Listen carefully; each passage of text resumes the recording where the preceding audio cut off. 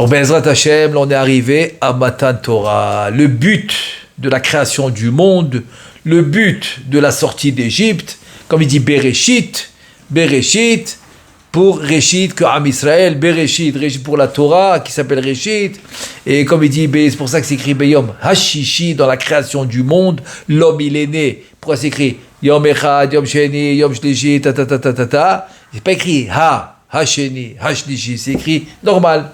Et tu arrives à Yom Hashishi, le 6e jour de la création, Yom Hashishi. C'est quoi ce He? C'est He Hayedia. Je pointe le fameux Shishi, qui est 6, le 6 Sivan, qu'on va recevoir la Torah. Donc voilà, le but est arrivé. On essaie de dire que Parashat Yitro, c'est incroyable, hein, c'est au nom d'un guerre qui faisait Avodah Zara, le plus grand prêtre du monde entier, le plus grand prêtre. Et sur lui, la paracha qui est le but de la création, le but de la sortie d'Égypte, le but de la création de Am Israël, c'est finalement cette paracha qui va être donnée en son nom. Donc il y a beaucoup d'enseignements par rapport à Yitro. Évidemment, on ne peut pas tout prendre, mais on va essayer de prendre quelque chose de spécifique aujourd'hui, qui va nous aider dans le quotidien, parce qu'il y a beaucoup dans Sifrei Chassidut, ils vont te dire qu'aujourd'hui, c'est quoi aujourd'hui? La paracha de Yitro, c'est la préparation de Matan Torah. Donc c'est la préparation de Shavuot. Comme on ne peut pas recevoir d'un coup la lumière de la Matan Torah, donc Kaviachol est divisé en deux. On se prépare à qu'on va lire la Torah, on se prépare, et finalement on va la recevoir à Shavuot. Dans le 6 Sivan. Le 6 Sivan. Mais aujourd'hui, de ce Shabbat, ça veut dire, quand je dis aujourd'hui, c'est le Shabbat, on va lire la paracha. De paracha Yitro, on aura déjà la Yahara de cette paracha. Et donc voilà. Donc maintenant, on va commencer par d'abord le premier pasouk, juste rapidement, le premier pasouk. Vaishma Yitro, Kohen Midian Chotet Moshe. Qu'est-ce qu'il a écouté? La Gemara dit beaucoup de choses, mais finalement, Rashi va mentionner seulement deux. Il va mentionner Kriyat Yam-Souf, Milchemet Amalek. Pourquoi seulement ces deux? La Gemara dit d'autres choses. Il a écouté Kriyat Yam-Souf. Shamo Amimir Gazon, je Pelachet. Shamo Amimir Gazon. Tout le monde a écouté. Le Kriyat Yam-Souf. Tout le monde a écouté. Les diplés, ils ont écouté, ils ont tout écouté. Mais ils ont choisi ces deux choses particulières, le Kriyat Yam-Souf et Milchemet Amalek, c'est parce que là, ça représente une difficulté pour Am Israël qui est pas logique. Après que tous les diplés que l'Égypte a repoussé le Am Israël pour sortir, là maintenant, Vaïchazzek Elef Paro, et il a endurci son cœur, et encore il est parti les poursuivre. C'est quelque chose de pas logique. Et pour tout ça, c'est pour qu'ils sortent Berouch Gadol, parce que le Bizat Tayyab était plus que le butin qui sont sortis d'Égypte. Donc c'est pour ça. Donc Yitro, il a dit, attends, c'est des trucs pas logiques ça. Qu'est-ce qui s'est passé quand ils les ont poursuivis? Après qu'il y a eu tous les plaies, il a dit, alors Kriyat Yam-Souf c'est spécial. Et deuxièmement, c'est Amalek quoi? Que tout le peuple avait peur. Tous les peuples, pas les peuples, ils ont peur de Am Israël. Il vient celui-là, sans honte.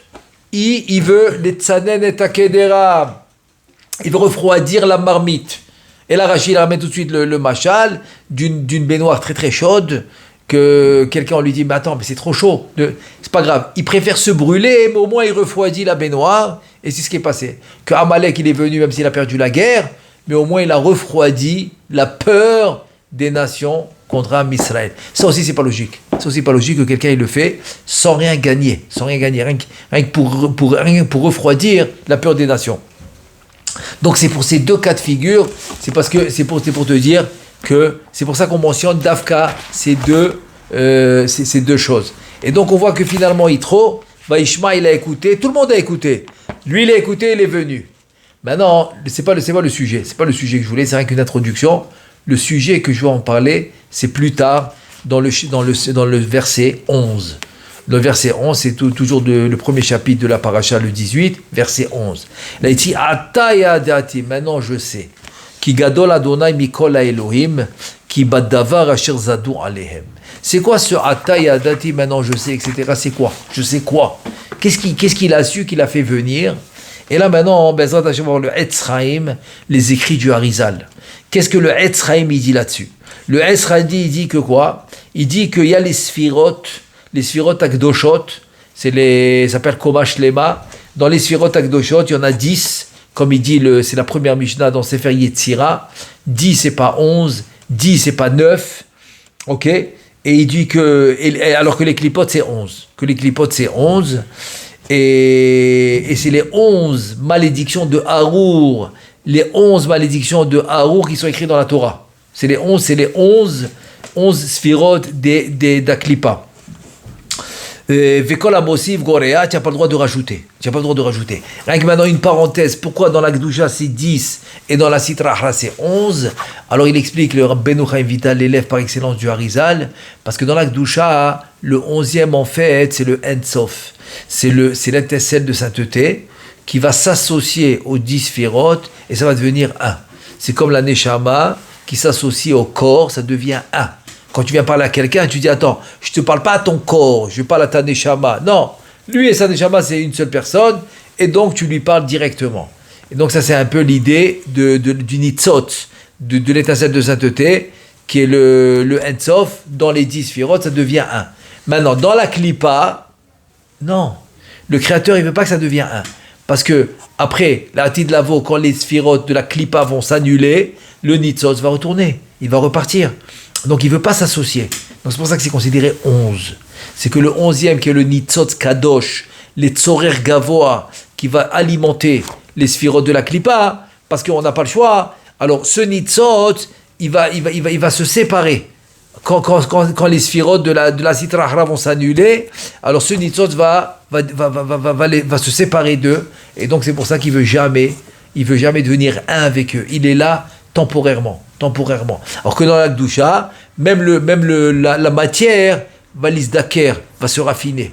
Alors comme la matière va se raffiner, donc il y a une association idéale, parfaite, entre le Nitzot et l'étincelle de sainteté et le Chomer, parce qu'il va se raffiner, qui va devenir lui aussi spirituel. Alors que dans la Sitra Achra, pas du tout. Les 10 Sfirot de Klippa, ils vont s'annuler, et le Nitzot va les quitter. C'est pour ça que c'est 11 et pas 10, parce qu'il ne veut pas s'associer justement. Voilà. Ça, c'est une parenthèse pour expliquer d'abord. Maintenant, c'est quoi l'idée de Yitro? Il vient Yitro maintenant, il pense que quoi? Il pense Yitro que puisque la Klippa, c'est 11, donc il a un de plus. Donc la Klippa, elle a un de plus que la Gdusha. Donc ils ont la force plus que la Gdusha.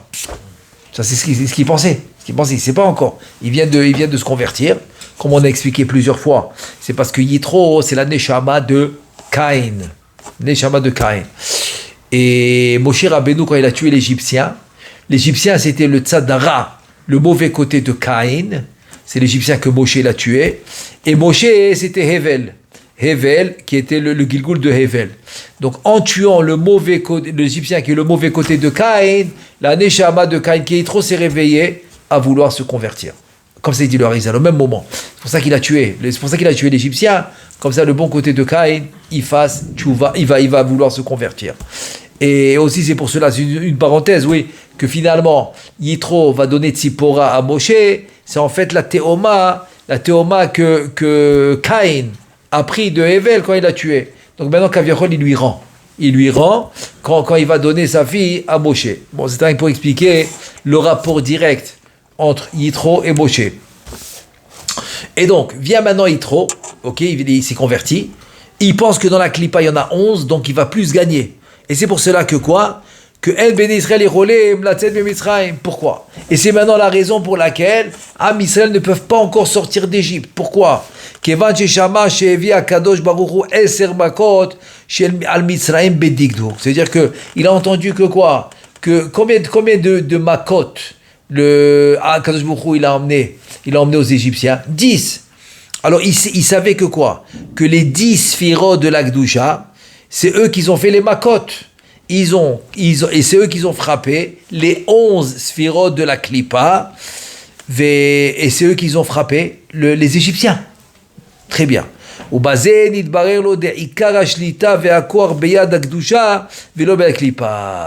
maintenant, la sortie d'Égypte, et on peut rajouter maintenant le Inyan de Kriyat Sofer Amalek, que finalement il a compris que même si la Klippa, elle est 11, c'est pas plus. C'est que la force, elle est dans la Gdusha. Parce que la force est dans l'unité. Quand tu es uni. Et on va expliquer, c'est ça exactement le Inyan de Matan Torah. Il y a des millions de personnes, c'est un seul cœur. Ils sont tous unis. L'union fait la force. L'union, c'est la Gdusha. La Gdusha, c'est la force. C'est parce qu'il y a l'union, c'est automatique. S'il n'y a pas d'union, c'est pas la Gdusha. Quelqu'un que Chas Shalom il est en machloket, donc c'est la séparation, c'est la sitrahra, c'est pas ça la Gdusha. La Gdusha, c'est l'union. La Gdusha, c'est pas la séparation, pas du tout. Donc maintenant que quoi? Maintenant que les 10 sphirotes de Gdusha, ils ont frappé les 11 de sitrahra, donc automatiquement, qui est plus fort? C'est la Gdusha. C'est la Gdusha qui est plus forte. Uma sheni tosef. Cheshbon Aklipa ou les migraat, comme on a expliqué, le fait que maintenant, en fait, que la Klipa, elle est 11 et pas 10, il a compris que c'est un manque, c'est un défaut.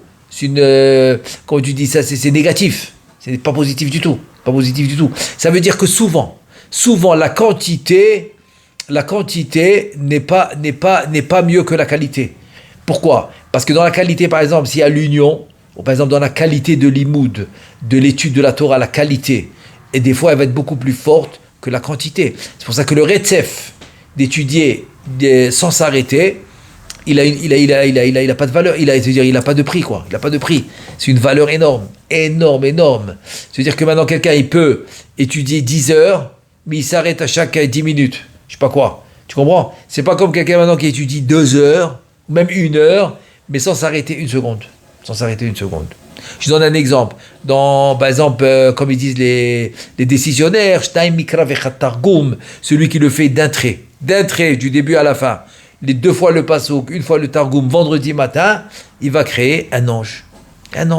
Malach, il va créer un ange, voilà. Mais s'il s'arrête, non, mais il a fait la mitzvah. C'est rien qu'un exemple, que quand tu fais Retzef sans t'arrêter, comme dit la Gemara, celui qui, au Chas Shalom, il parle pendant l'étude et tout, de n'importe quoi, au Chas Shalom, en haut, on lui fait manger des gehalé, des rotahat. C'est-à-dire c'est des excréments brûlants, comme ça il dit. Il dit c'est pour te montrer un peu la gravité de la chose. C'est pour ça que le truc du Retzef, d'étudier d'un trait, je vous dis, ça a aucun prix, quoi. Ça a aucun prix. Je vous donne un exemple. Quand j'étais à la Yeshiva, par exemple, et donc mon Rav, Alav Shalom, je lui demandais tout. Même une fois, je voulais signer un Revout. Je voulais être garant pour quelqu'un qui fait un prêt. Avant de signer, je suis allé lui demander. Et il m'a sauvé. Il m'a dit non, tu lui signes pas. Parce que c'était un prix de 200 000 shekels. Il m'a dit, est-ce que tu les as? Je lui ai dit, mais pas du tout. J'étais un frère, pas du tout. Il m'a dit, alors pourquoi tu veux signer? Tu peux pas signer. Non, tu signes pas. Et sauf il s'est avéré que c'était une arnaque. Il avait pris ça parce qu'il jouait au casino. Puisqu'il avait des joints. Donc finalement, il les a perdu cet argent. Et tous ceux qui ont signé, c'est eux qui ont payé la dette. Pour vous dire, quoi. Et un jour, je lui ai dit, écoute, des fois, je suis pas à côté de toi et je peux pas t'appeler. C'est pas comme aujourd'hui. Tu as le téléphone, le WhatsApp, le truc, tu peux l'avoir tout de suite. Non. J'avais pas de téléphone, rien du tout. Je lui dis, mais comment je fais maintenant quand j'ai une question? Il m'a dit, écoute bien. Quand maintenant tu as une question et que je suis pas là, tu peux pas m'avoir, tu peux pas m'appeler, va étudier 1 heure sans t'arrêter. Mais sans t'arrêter, pour rien du tout. Concentré. Tu prends un sujet 1 heure sans t'arrêter. Et je te permets de décider sans me demander. Décide tu prends la décision que tu auras après que tu as étudié 1 heure d'affilée sans t'arrêter. Je te laisse prendre la décision et c'est comme si tu m'as demandé. Comme ça il m'a dit.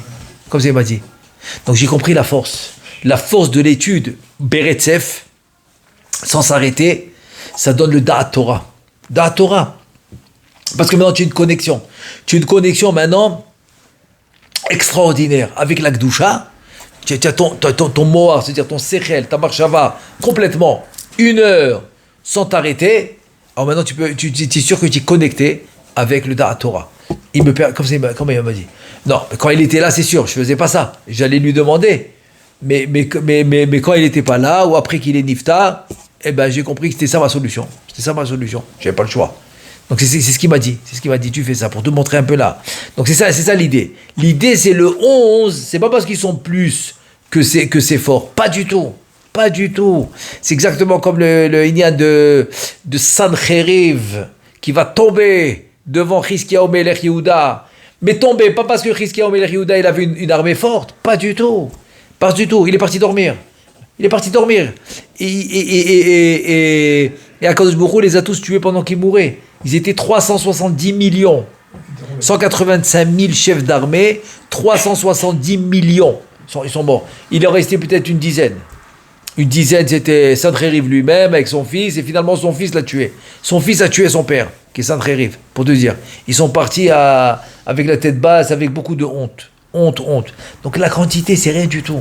Avec Gid'on, on a vu ça plusieurs fois, avec Gid'on, quand il devait se battre contre les Pélishtim qui étaient des millions. Alors Gid'on, il a pris 3000 soldats. Hachem, il a dit c'est trop. 1000, c'est trop. 300, il est resté avec 300, il a dit c'est bon. Pourquoi? Pour ne pas que tu dis que c'est la quantité des soldats qui a gagné. Pas du tout. C'est la force. La force, c'est la Gdusha. C'est la Gdusha. Donc maintenant, c'est maintenant que Yitro. C'est maintenant que Yitro, il a compris que la Kedusha est plus forte que la Sitra Achra, même si le chiffre est plus gros. Par exemple, je sais pas moi, je donne un exemple, ok? Tiens, maintenant, un riche, très riche. Et par exemple, un Yeré Shamaim, beaucoup de Yirat Shamaim, un Avrer, il étudie la Torah du matin au soir. Un pieux, il est pieux. Mais il n'a pas d'argent. Qu'est-ce qu'il reçoit? Il reçoit très peu au Kollel. Il vient se riche avec tout son argent, les avocats et tout, il veut l'attaquer.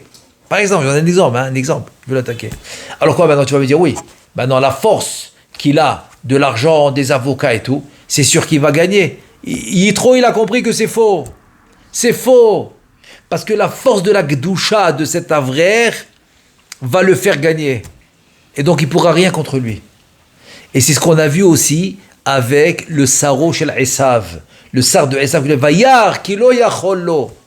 Le Saro shel Esav, il a vu qu'il ne peut pas l'attaquer. Il peut pas. Donc il fallait qu'il le prenne d'une manière be'akifine, indirectement. Il lui touche la parnasado indirectement, mais dans la Gdusha, il ne peut pas l'avoir. C'est ça qu'il a compris, Yitro. C'est un truc incroyable. C'est un enseignement incroyable. Donc finalement, Yitro, il comprend que la Gdusha, ça va Yishma Yitro, ma shama uba. Il a compris que la Gdusha est plus fort que la Sitra Achra. Et ça qu'il nous dit. C'est-à-dire que les 11 ont été frappés par les 10. Ve'en matzil miyad Gdusha, et personne n'a pu sauver les 11 klipot contre la Kedusha. C'est la Kedusha qui a gagné. C'est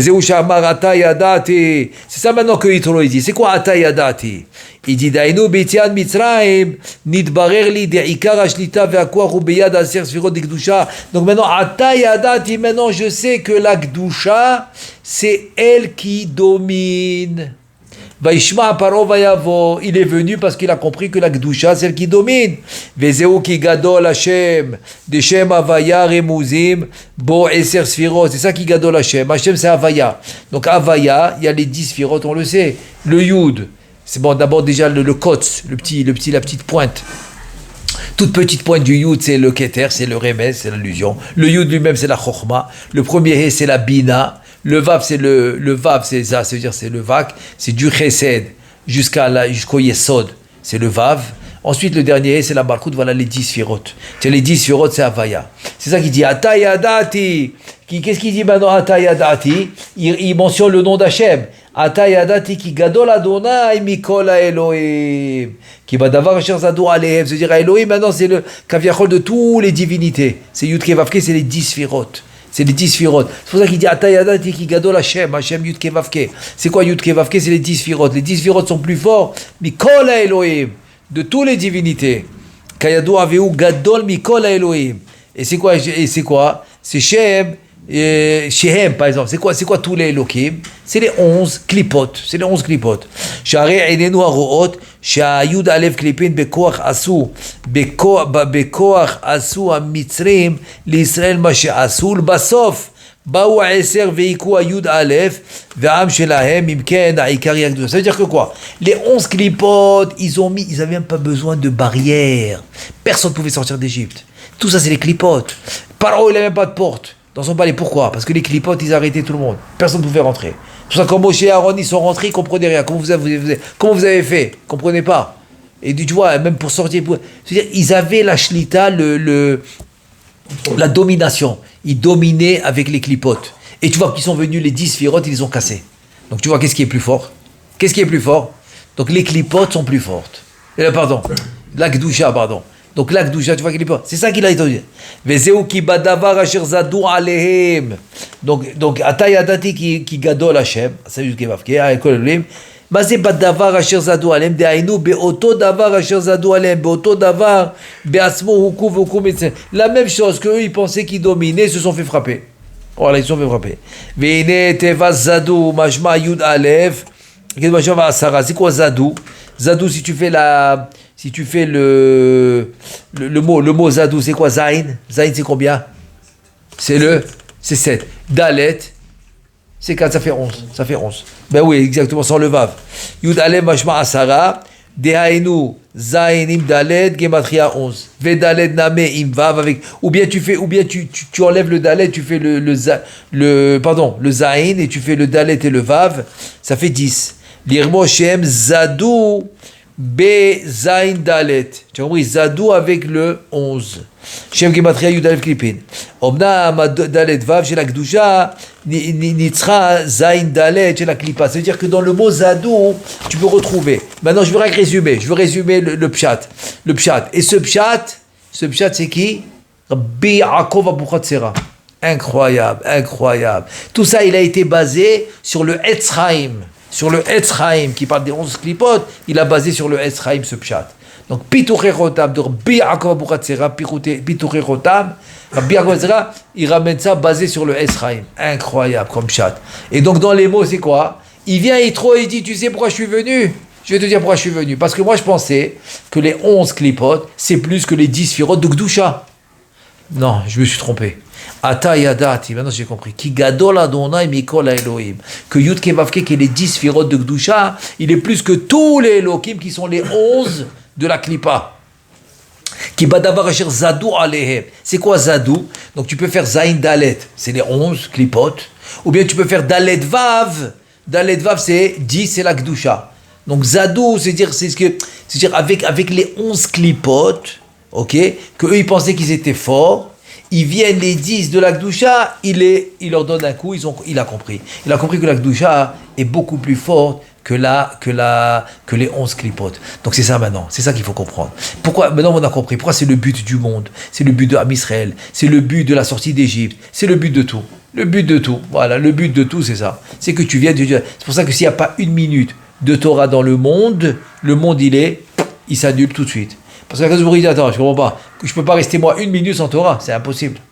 Tout le but de moi pour la Torah, c'est celui-là. Tout le but, c'est quoi? C'est que Am Israël les étudie la Torah. Donc c'est pour ça que s'il n'y a pas une minute dans le monde de Torah, le monde il est anéanti tout de suite.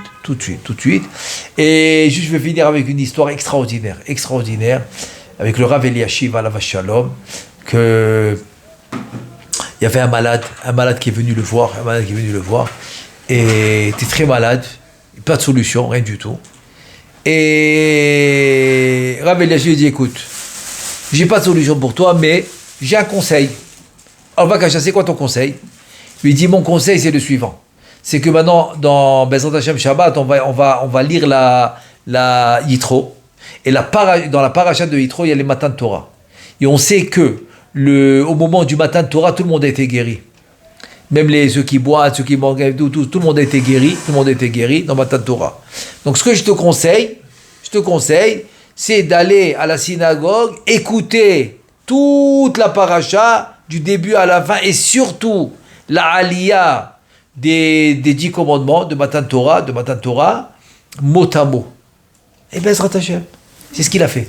Il est parti, il a écouté mot à mot, comme si il a mis dans son dimion, comme s'il était maintenant au Har Sinaï en train d'écouter les 10, toute la paracha, mot à mot, mamash, comme s'il recevait la Torah. Au Har Sinaï, mamash. Et bien après le Shabbat, son cas médical a commencé à s'améliorer d'une manière extraordinaire. Les médecins, ils n'ont rien compris. comme d'habitude, ils ne savent pas quoi dire, Nezrefoui. Merci beaucoup. Nezrefoui. Nesmi Akadosh Baruch quel refoui. Nesmi Akadosh Baruch. Et voilà, il a guéri. Donc on voit un peu la préparation. Donc on voit qu'on maintenant c'est dire maintenant. Alors pour finaliser, il y a deux choses. Premièrement, Vaishma qu'il a compris que la Gdusha est beaucoup plus fort que la Sitra Ahra, même si elle a l'air forte, pas ça du tout. Et deuxièmement, la Yahara. Tu obtiens maintenant la Yahara, c'est pour ça que c'est le début. C'est le début de Matan Torah. Tu as cette Yahara de Matan Torah dans ce Shabbat de Parashat Yitro. Alors Bezat Hashem, qu'Hashem Ezakenu, qu'on puisse avoir les deux.